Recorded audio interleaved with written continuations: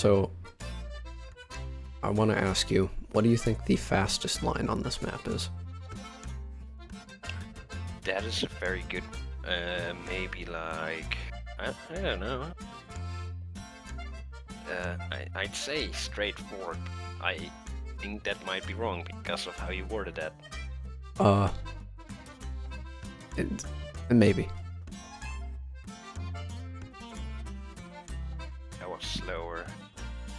Yeah, that was exactly 7 seconds. Oh.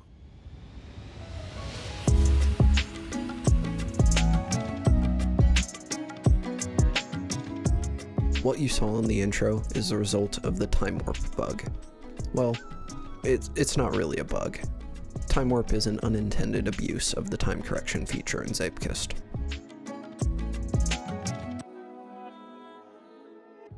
Why does Zeepkist actually need a time correction feature in the first place? Why can't we just use the time that the car hits the finish block? That is a very good question. Video games run on a frame rate, and that means that your time is divided into chunks of frames, and a frame has a specific amount of time that it takes. Collisions happen on the physics frame rate, and what that does is it creates this segmented time keeping. The difference between times can only be as small as the physics frame rate. This would mean that times would only be accurate to about 1/100th of a second, which you can tell is not enough by looking at the GTR leaderboard of any competitive map.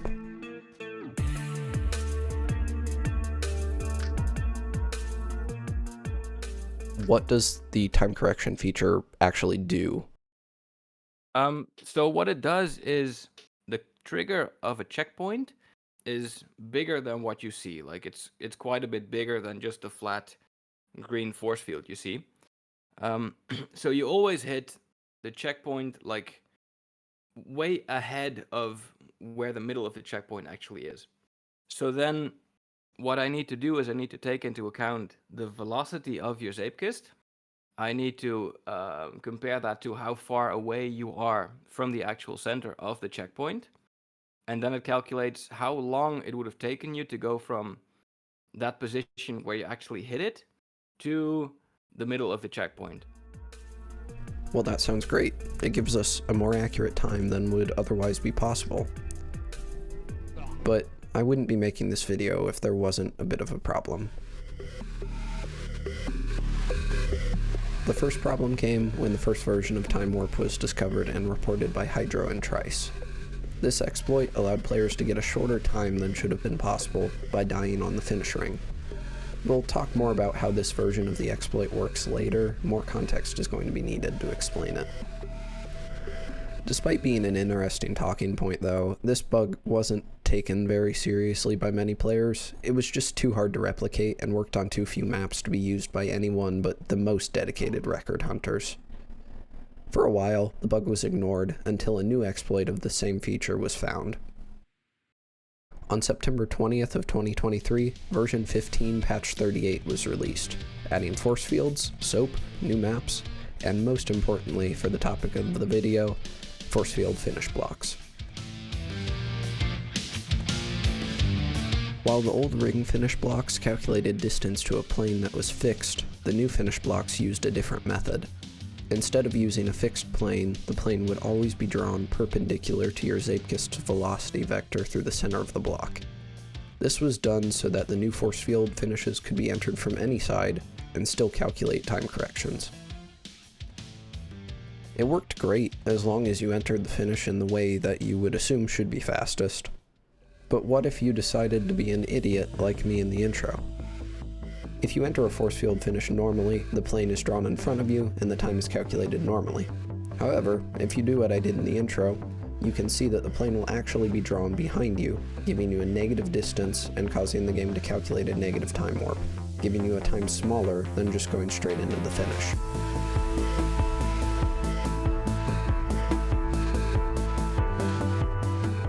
With this in mind, I decided to test this exploit on some different force field finish shapes to gather more information.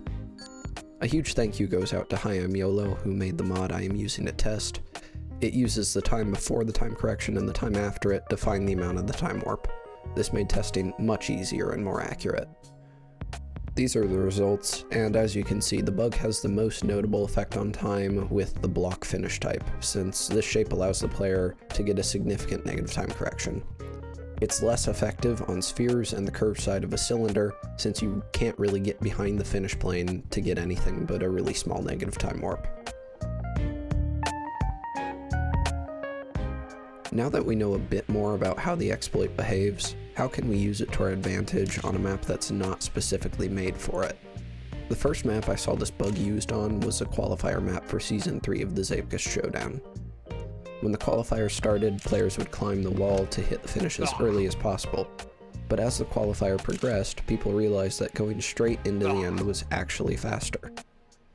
After the qualifier, it was discovered that this had been because going straight made you hit past the center of the finish, generating a negative time warp, whereas going up the wall to hit the finish caused a positive time warp and therefore a worse time, even though the player actually hit the finish earlier.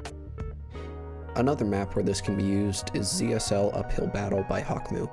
This map ends with what looks similar to a ring finish, but is actually a sideways cylinder. By steering towards the side of the surface, you can get a large negative time warp that is well worth the extra distance.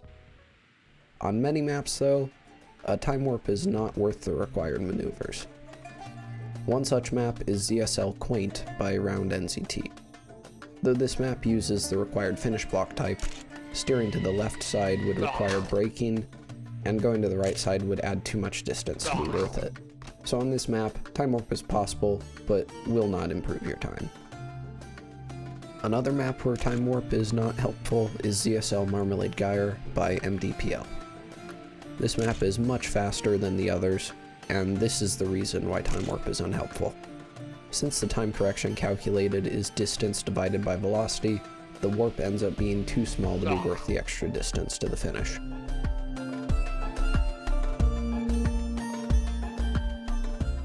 But what about time warps due to dying at the finish? I was able to replicate the exploit on a test map and run a couple tests. When not using arms up, the player gets a normal time with a reasonable time warp.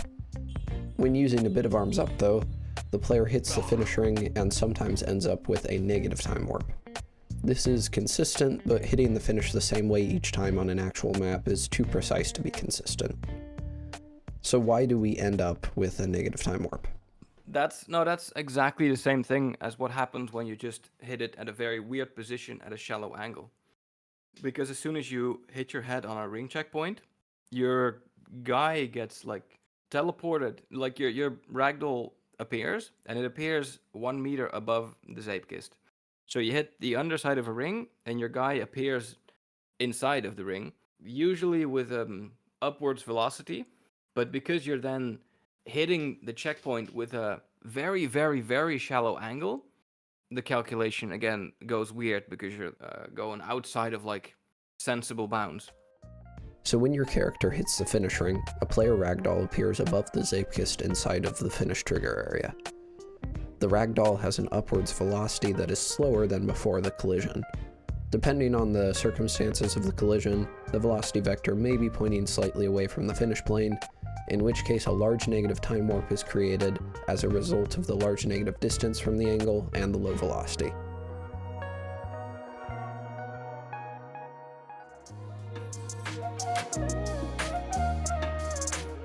Now we've learned how these exploits function and how to perform them, but what if we want to keep this from being an issue when building maps? In July of 2024, 2 new toggles were added to the Forcefield checkpoints, for square and round planes. These finishes worked in the same way as the normal ring finishes, having a fixed center plane. To avoid the time warp exploit being used on your maps, there are a few options. Ring finishes, plane finishes, and a lot of finish blocks arranged in a grid will all prevent the time warp exploit from allowing a faster time than normal, at least not accounting for death finishes. The only real way to avoid time warps due to death finishes is to make it difficult for the player to die next to the finish. When using a ring finish, try not to make it possible for the player to hit their head on the ring, and with other finish types, avoid placing objects nearby for the player to die on. I have one more question to ask Yannic, but before that, I wanted to give my gratitude to the people who made this video possible. Thanks again to YOLO for making the mod used for testing in this video, and for helping me to understand the exploit in the first place a few months ago.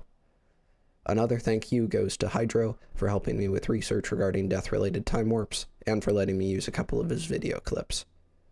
And obviously, thank you to Yannic for allowing me to interview him for this video. There's a bunch of that interview that didn't make it into the video, so the uncut version is linked in the description. And last question.